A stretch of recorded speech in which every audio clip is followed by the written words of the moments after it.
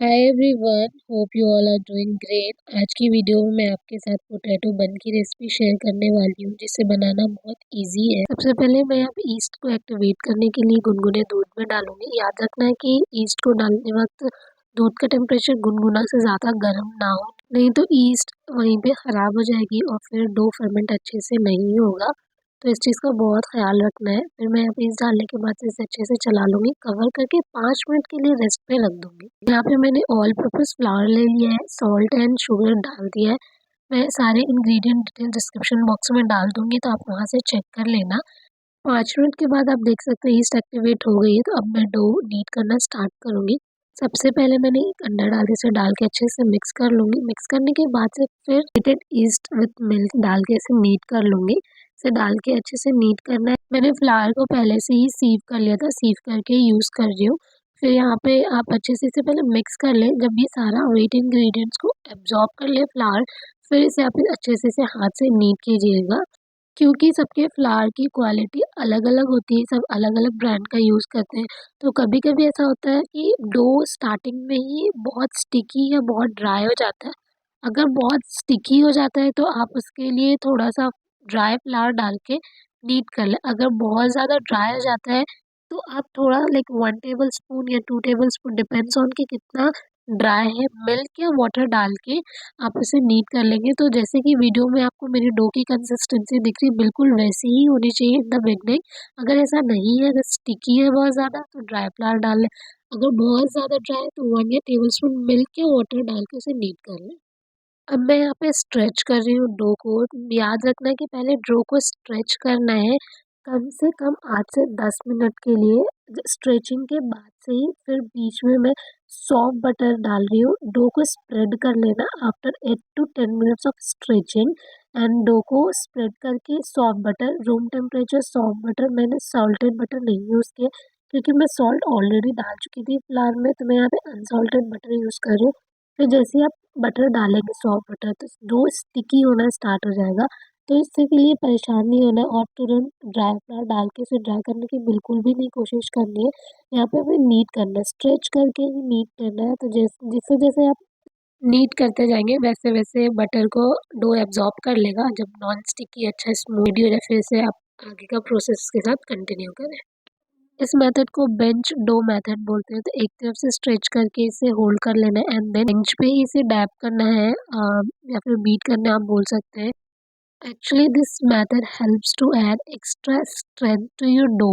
फिर तो आप यहाँ पे अच्छे से मेथड को बिल्कुल भी स्किप नहीं कीजिएगा। जैसे जैसे मैंने वीडियो में दिखाया है, सारे स्टेप्स को फॉलो करके इसे अच्छे से बॉल बना के बाउल में, फिर यहाँ पे मैंने नीचे बटर ग्रीस करके फिर सेम बाउल में रख दूंगी। कवर करके 1 आवर तक फर्मेंट होने के लिए किसी भी गर्म जगह पे रखना है, ताकि अच्छे से फर्मेंट हो सके। 200 ग्राम बॉइल्ड मैश पोटैटो में red chilli powder, turmeric powder, salt, chopped coriander, fresh leaf डाल के मैं यहाँ पे मिक्स कर लूँगी। मिक्स करके साइड में रख लूँगी जब तक मेरा डो फर्मेंट हो जाएगा।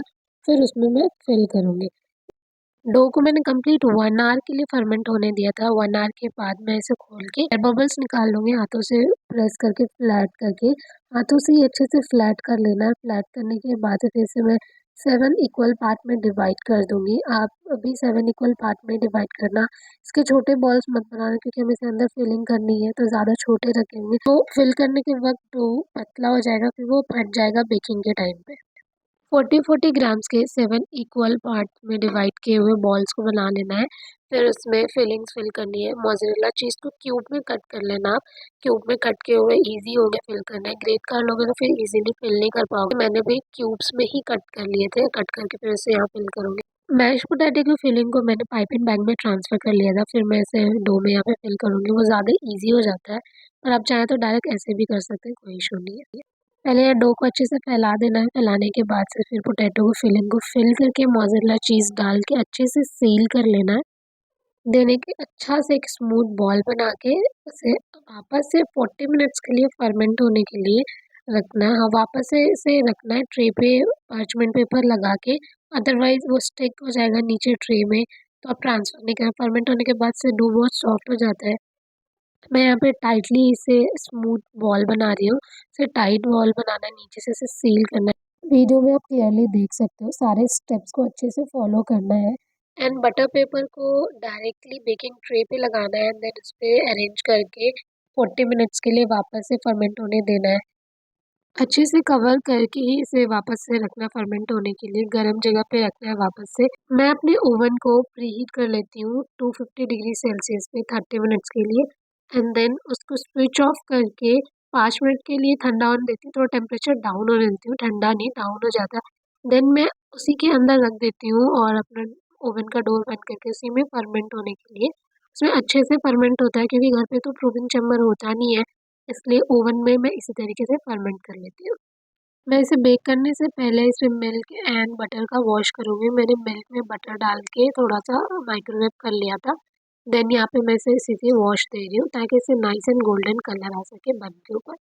मैं इसे बेक करूँगी प्री हीटेड ओवन में 200 डिग्री सेल्सियस पे डबल रॉड पे upper and lower heat both and 8 to 10 minutes.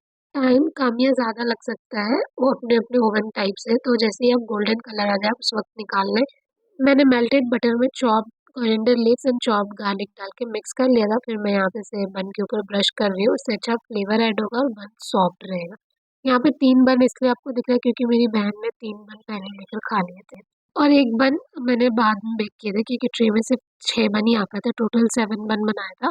तो फिर यहाँ पे आप देख सकते हैं यहाँ पे कितना सॉफ्ट है एंड मैं एक तोड़ के भी दिखाऊंगी अंदर से, सुपर चीज़ी एंड सॉफ्ट बहुत। आप भी इस रेसिपी को ज़रूर से ट्राई करें, ट्राई करके मुझे बताएं कमेंट सेक्शन में। And if you are new to my channel please do subscribe and share with your family and friends. मैं अपने चैनल पे 30 डेज बेकिंग चैलेंज करने वाली हूँ, तो आप मेरा चैनल सब्सक्राइब करें 30 डेज बेकिंग चैलेंज वीडियोज़ देखने के लिए।